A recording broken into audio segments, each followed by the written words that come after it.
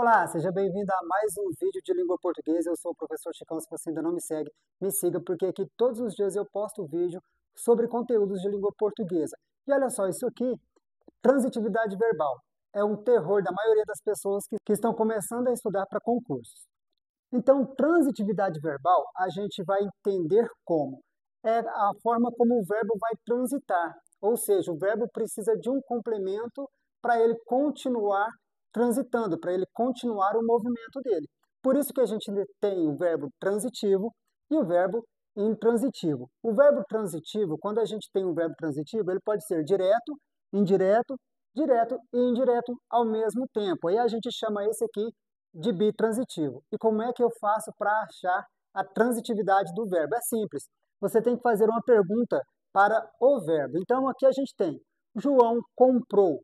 Qual a pergunta que eu faço para saber se eu tenho um verbo transitivo direto ou indireto? A pergunta é o quê? João comprou o quê?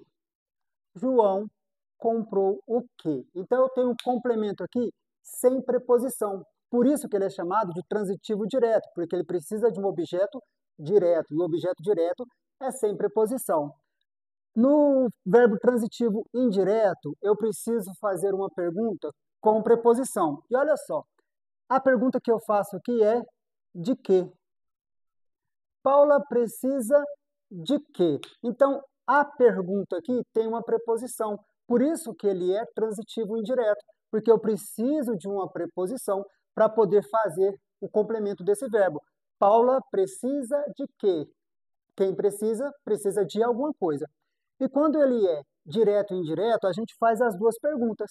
Uma pergunta sem preposição, que vai ser o objeto direto, e uma pergunta com preposição, que vai ser o objeto indireto. Então, nesse caso, Carlos deu. Quem dá, dá alguma coisa a alguém. Então, aqui eu preciso de um complemento com preposição e um sem preposição. Por isso que ele é direto e indireto ao mesmo tempo, por isso que ele é bitransitivo. E no caso dos verbos intransitivos, é que ele não transita, ele não precisa de um complemento para continuar o movimento dele. Eu tenho verbos com sentido completo.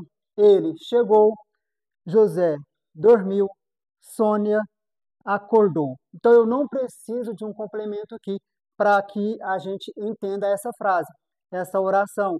Por quê? Porque aqui são verbos intransitivos. Se você gostou, curta, compartilhe, salve esse vídeo para você estudar mais tarde. Não se esqueça de me seguir, porque é isso que me motiva. E até a próxima!